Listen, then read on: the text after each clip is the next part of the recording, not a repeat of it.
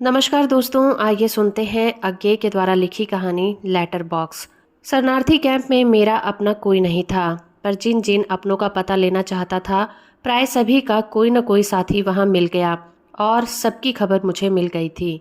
कितनी बड़ी से बड़ी दुर्घटना को मनुष्य न कुछ करके निकाल देता है। यदि वह कह सके कि मेरे अपनों की कोई क्षति नहीं हुई, मैंने कैंप के बाहर निकलकर कई एक चिट्ठियां लिखी। कुछ जिनके पते मिल गए थे, जिनको कुछ अपने और परिचितों को जो उनके बारे में जानने को उत्सुक होंगे, सब पर पते लिखकर और जेबी डायरी में से टिकट निकाल कर लगाए और डाक में छोड़ने चला। छुट्टी का दिन था, पर मुझे डाकघर से कुछ लेना नहीं था। कैंप जाते हुए मैंने देख लिया था कि रास्ते में वहां डाकघर पड़ता है, ताकि डाक जल्दी से निकल जाए। छोटी जगहों में लेटर बॉक्स से डाक निकलने में एक दिन की देरी तो होती ही है। अधिक ना हो तो छोटी जगहों में कोई त्वरा का बोध ही नहीं होता। बड़ी जगह में ही यह धनु होती है कि सब कुछ जल्दी हो, तेजी के साथ हो, क्योंकि हर किसी को काम है और हर काम जरूरी है और हर जरूरत तत्कालिक है। डाकघर पहुंचकर देखा, बॉक्स के मुंह पर टीन का ढक्कन लगा रहता है। वो टेढ़ा होकर मुंह में ऐसा फंसा है कि चिट्ठी डालकर निकालना मुश्किल है। चिट्ठी फंसकर रुक जाती है।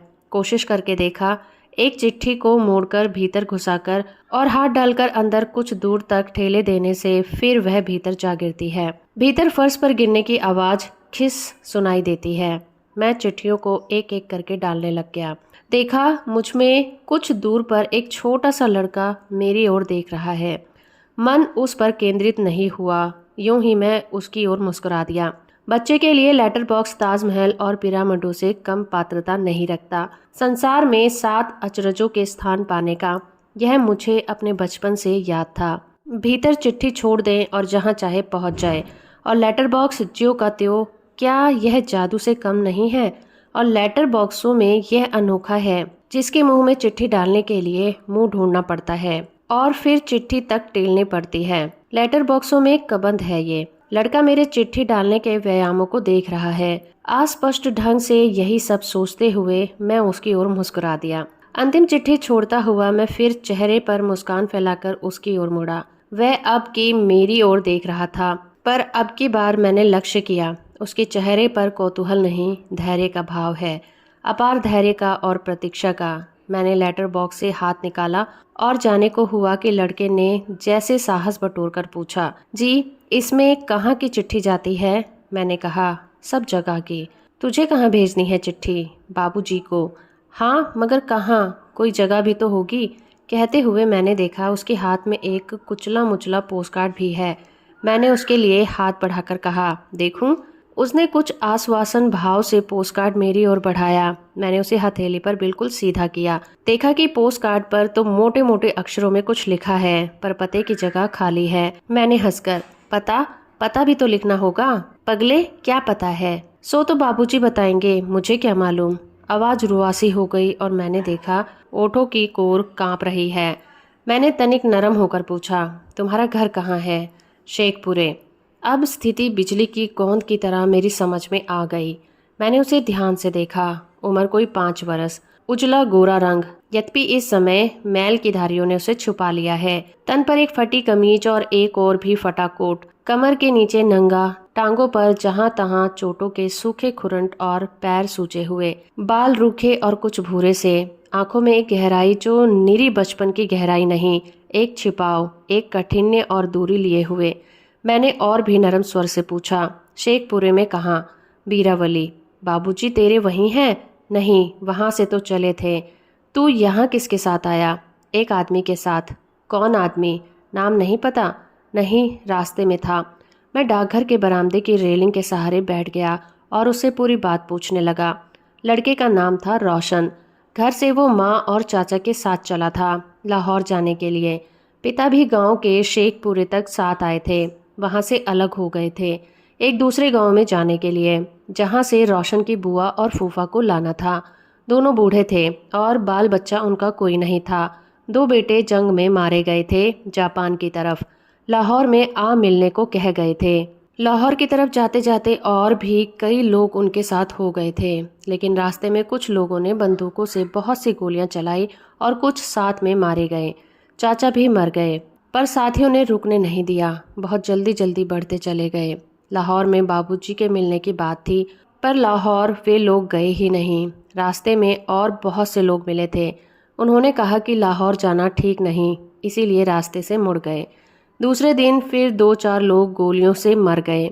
फिर एक जगह बहुत से लोगों ने लाठी और कुल्हाड़ी लेकर वार किया। जमकर लड़ाई हुई, पर हमला करने वाले बहुत थे। इधर के आदमी बहुत से मारे गए या गिर गए। वे लोग औरतों को पकड़कर ले जाने लगे। माँ को भी उन्होंने पकड़ लिया। माँ चिल्लाई, पर जिसने पकड़ा था उसने जोर से उनका मुंह अपने कंधे से दबा रखा था। पर माँ के कंधे पर बड़े जोर से काट लिया और उस आदमी के झंझाड़ने पर भी नहीं छोड़ा। तब उस आदमी ने चीखकर माँ को झटके के साथ अलग करके जमीन पर पटक दिया और कुल्हाड़ी से उल्टी तरफ से मुंह पर वार किया। माँ चिल्लाई तो रोशन ने आंखें बंद कर ली। खोली तो माँ का मुंह, नाक, जबड़ा सब कुछ नहीं था। लहू से भरा हुआ सिर था। बस वो आदमी माँ की छाती पर एक पैर रखकर अभी और चोट करता जा रहा था, मुंह पर। साथियों ने रोशन को पकड़ा और लड़ते लड़ते भागते चले। दूर निकल गए तो आक्रमणकारियों ने पीछा छोड़ दिया। कुछ औरतों को वे पकड़कर ले गए। 8-10 दिन में रोशन की टोली जालंधर पहुंची, पर तब उनमें पहले दिन का एक भी साथी नहीं था। सब नए चेहरे थे, पर इन्हीं में से एक उन्हें वहां तक ले आया था। वो कैंप में था और रोशन भी, पर रोशन का जी नहीं लगता वहां और बाबूजी के पास जाना चाहता है। माँ तो मर गई। लड़का रोने लगा था, रोता जाता था और कहानी कहता जाता था। मैं और भी पूछ सकता था, पर इससे आगे जानने को क्या था। मैंने कहा, रोशन, रोशन, तू कैंप में लौट जा और वहीं रह अभी। मैं तेरा नाम और कैंप का पता देकर रेडियो से खबर करवाऊंगा। तेरे बाबूजी अगर सुनेंगे तो चिट्ठी लिखेंगे और फिर यहीं कैंप में आ सकेंगे, समझा। मैं उसकी पीठ थपथपा कर उठा। और मेरी चिट्ठी, मैं भी तो उन्हें लिखना चाहता हूँ। मैं ठिठक गया। हाँ, तेरी चिट्ठी, तेरी चिट्ठी, आगे क्या कहूँ। बच्चे से धोखा करना बहुत बड़ा पाप है। मैंने कहा, इस कार्ड को तू शेखपुर गांव के पते पर डाल दे। वहां से तो चले गए, बुआ के गांव गए थे, वहीं का पता। वहां तो उनको लेने गए थे, वहां बैठे थोड़ी ही रहेंगे। ठीक कहते हो बेटा। लड़के का तर्क बिल्कुल ठीक है। मैं उसे क्या बताऊं कि कहाँ का पता लिखे, जिससे पत्र उसके बाबूजी को ही मिल जाए। सोचकर मैंने कहा, लेकिन वहां से डाक खाने वाले आगे भेज देंगे ना, जहां तेरे बाबू गए होंगे। डाक खाने वाले को क्या पता भला। तुम कुछ नहीं जानते बाबू साहब, मेरी चिट्ठी मुझे दे दो। मैंने चाहा कहूँ, हाँ बेटा ठीक कहते हो तुम, मैं सचमुच कुछ नहीं जानता, पर प्रत्यक्ष मैंने केवल कहा। उसने पोस्टकार्ड फिर मेरे हाथ से ले लिया। मैंने मेहनत से उसे सीधा किया था। उसने फिर उसे कसकर पकड़ा और पहले सा मरोड़ दिया। मैं धीरे धीरे वहां से हटकर चलने लगा। चलते चलते मैंने देखा उसके चेहरे के आंसू सूख गए हैं और वही धैर्य का, सीमाहीन धैर्य का भाव उसके चेहरे पर लौट आया है कि शायद अब मेरे बाद जो चिट्ठी छोड़ने आए वो मुझसे अधिक जानता हो और उसे बता दे कि वो अपनी चिट्ठी किस पते पर छोड़े ताकि वह बाबूजी को मिल जाए। तो दोस्तों, अभी आप सुन रहे थे अज्ञे के द्वारा लिखी कहानी लेटर बॉक्स। उम्मीद करती हूँ ये कहानी और मेरा प्रयास आपको अच्छा लगा होगा। वीडियो को लाइक और चैनल को सब्सक्राइब करना बिल्कुल मत भूलिएगा।